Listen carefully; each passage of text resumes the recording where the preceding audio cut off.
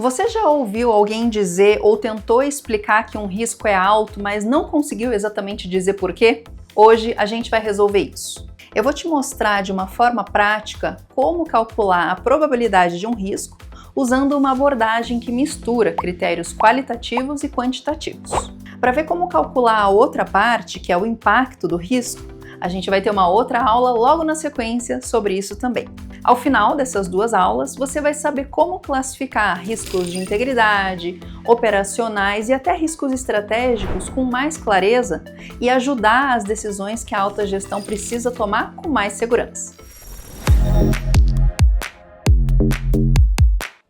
Eu sou Letícia Sugai, especialista em compliance, integridade e riscos corporativos, sócia e fundadora da Veritas e do aplicativo Sabiá. Risco que a gente não gerencia passa a ser um achismo. A nossa função é transformar uma percepção subjetiva em dados mais contundentes. E todo risco tem duas dimensões: a chance de ele ocorrer, que é a probabilidade, e a consequência da sua materialização, que é o impacto. Sem a gente medir essas duas dimensões, a gente não consegue priorizar as ações. E as empresas que não medem risco tomam decisões com base em intuição. É uma conta a crédito, lá na frente a cobrança vem. Então, vamos fazer essa aula num exemplo prático. Imagine que você tem dois riscos na sua matriz que já foram mapeados. O primeiro, que é comum em qualquer empresa, fraude de reembolsos de despesas. O segundo, comum a qualquer negócio também, vazamento de dados de clientes. Se eu te perguntar agora, você sabe na tua empresa qual deles tratar primeiro? Bom, bora entender como calcular a probabilidade dessas duas situações e depois você replicar na tua matriz para diversos outros riscos. Probabilidade é a mesma coisa que perguntar qual é a chance que esse risco tem de se materializar realmente no nosso dia a dia. E a maioria das empresas atribui uma probabilidade numa abordagem mista, ou seja, qualitativa com quantitativa. E isso pode variar numa escala de 1 a 3, 1 a 4 ou até 1 a 5, que é a mais comum. Para essa aula, vamos usar a escala de 1 a 5. Eu deixo também como recomendação de leitura adicional, se você quiser, a ISO 31000, o COSO ERM e os materiais do professor brasileiro. Voltando aos nossos exemplos, a gente está trabalhando aqui com dois riscos principais. Eu vou chamar de R1, o risco de fraude em reembolso de despesas, e R2, o vazamento de dados de clientes. Agora, se eu te perguntar qual que é a chance de cada um desses dois acontecer, será que só atribuir uma escala ou uma resposta de 1 a 5 não vai parecer muito chutado por aí? Para melhorar esse nível de precisão e convencimento, você precisa pensar em duas outras variáveis para compor uma média ponderada, que aqui fica a explicação para você, de como a gente vai calcular essa probabilidade.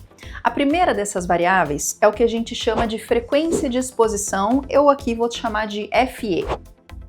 Você concorda comigo que os riscos não têm uma frequência de exposição igual? Ou seja, quantas vezes a empresa ou o processo estão expostos a determinada materialização? Aqui a gente começa a sair do chute para mais precisão. Esses dois riscos, analisados de forma simplificada, podem acontecer todos os dias ou uma vez por ano. Vai depender de como é a natureza do seu negócio. E assim fica mais fácil você dizer qual é a frequência de exposição de um risco. Para os exemplos que eu trouxe, pensa que você trabalha numa empresa de grande porte e todo financeiro recebe relatórios de reembolso todos os dias. Aqui do lado eu estou colocando para vocês uma escala de 1 a 5 que você pode atribuir para calcular ou colocar a atribuição em escala desta variável da probabilidade, que é a frequência de exposição. Anualmente, semestralmente, mensalmente, semanalmente ou até diariamente. Lembra, essa escala qualitativa pode mudar. Se você trabalha num hospital, às vezes esperar 6 meses para que um risco seja solucionado é muito tempo. Você pode adaptar essa escala de 1 a 5 de forma qualitativa para, por exemplo, o 5 ser o mensalmente. Depois você coloca semanalmente, diariamente, até 14, 18, 16 horas ou até 8 horas, 4 horas. Qual é o seu prazo mínimo para um risco ser endereçado? De novo, ajuste essa escala a depender do seu negócio. Agora, voltando aqui para o nosso exercício. Dentro dessa escala qualitativa de 1 a 5, você vai atribuir um peso para cada um desses dois riscos em relação à frequência de exposição. Bom, se a gente está imaginando esse exercício numa empresa de grande porte e que todo dia o financeiro recebe relatórios de reembolso, você concorda comigo que a frequência de exposição a este risco é alta? Vamos atribuir 5 para ele então. Agora, nessa mesma grande empresa, existem 5 grandes clientes com quem vocês operam. Agora, a frequência de exposição do vazamento de dados pode ser um pouco menor. Talvez não diariamente, mas semanalmente ou até mensalmente. Para esse exercício, vamos atribuir 4. Pronto, já estamos começando a deixar esse cálculo mais apurado. Agora, o outro lado da balança no cálculo da probabilidade é tão importante quanto a frequência de exposição ao risco. Mesmo que todo dia haja a chance de essas situações acontecerem, se você tiver bons controles, eles reduzem essa chance de ocorrência e essa é a importância de controles internos, programas de integridade que funcionam. Vamos chamar isso de segurança do controle ou SC. Esse é um cálculo que vai considerar pesos diferentes para cada uma dessas duas variáveis. Depois eu mostro para vocês, mas a definição de média ponderada já apareceu aqui. Então, para o primeiro risco que a gente está analisando, vamos pensar que a sua empresa já tem uma política de reembolso, tem um sistema para fazer a leitura dos recibos e esse sistema faz até um cross-check com os gastos do cartão. Maravilha de controles. Aqui a gente pode pensar na seguinte escala qualitativa.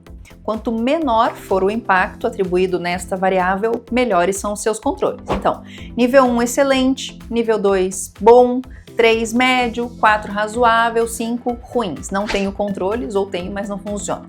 Com esse tanto de controle para evitar que fraudes em reembolso aconteçam, eu diria que a segurança do teu controle para esse risco aqui está nível 1. E atente que aqui quanto mais baixa a nota, melhor, porque isso vai afetar a sua probabilidade para ela ser puxada para baixo. Agora, em relação ao vazamento dos dados, tem uma cultura de fofoca, ninguém é treinado sobre isso, não tem política, e aí a segurança do controle tá lá embaixo, a nota tá lá em cima. Vamos colocar 5 para esse outro risco. Pronto! E agora é só calcular de acordo com os pesos que a gente atribui na nossa média ponderada.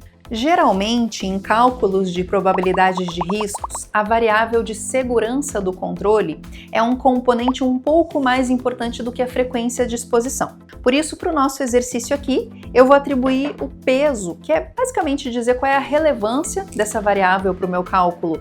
5 para a segurança do controle, e 4 para a frequência de exposição. Significa que, para mim, o que importa mais é ter controles eficazes, ainda que eu esteja muitas vezes exposta a esse mesmo risco. Em vermelho, portanto, são os pesos de cada um dos critérios que eu estou analisando. Eu já tenho os níveis atribuídos aqui e eu já sei como calcular uma média ponderada. Bora fazer, então? Chegar ao resultado final da probabilidade de cada um desses dois riscos e entender de uma forma mais assertiva qual deles tem mais chance de acontecer na minha empresa?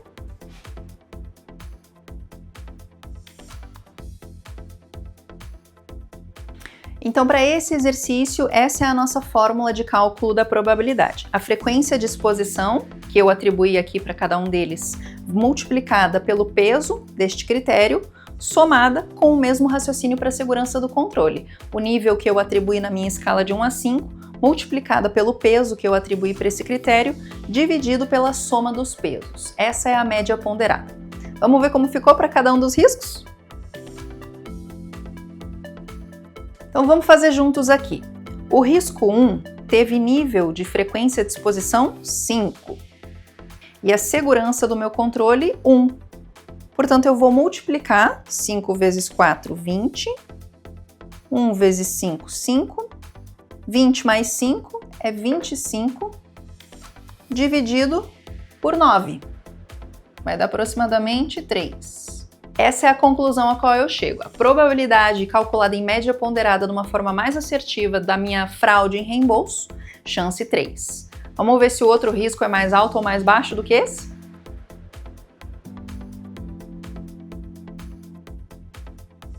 No R2, eu atribuí a frequência de exposição nível 4. 4 vezes 4, 16. E para a segurança do controle, eu atribuí nível 5.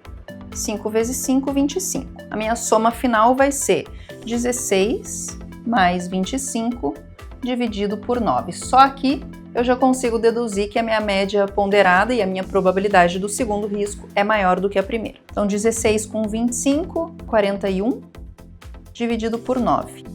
Vai dar aproximadamente 4 para 5, né? Aí vamos arredondar aqui para 5 no nosso exercício. Pronto! Então eu já sei que a probabilidade do vazamento de dados é muito maior do que da fraude em reembolso, mas explicada de uma forma mais assertiva porque eu tô vendo onde está o meu calcanhar de Aquiles. Eu preciso melhorar os meus controles. E agora, de uma forma muito mais cartesiana, você fica seguro para dizer qual é a probabilidade de cada um desses riscos acontecer dentro da sua matriz e, por consequência, direcionar mais esforços, recursos e até os controles internos adequados para a mitigação de cada um deles. E você vai ver como isso é muito importante lá na frente, depois de você ter mapeado, na hora de calcular os planos de ação e até pleitear o orçamento. Mas isso é só metade do caminho, hein? Fica ligado também no vídeo que eu vou te ensinar sobre a outra metade, como calcular o impacto. Se você gostou, manda esse vídeo para quem você acha que possa ajudar, se inscreve aqui no nosso canal, ativa nosso sininho para ser notificado. Toda quarta-feira às 19 horas, nova lição de compliance para você. Até a próxima!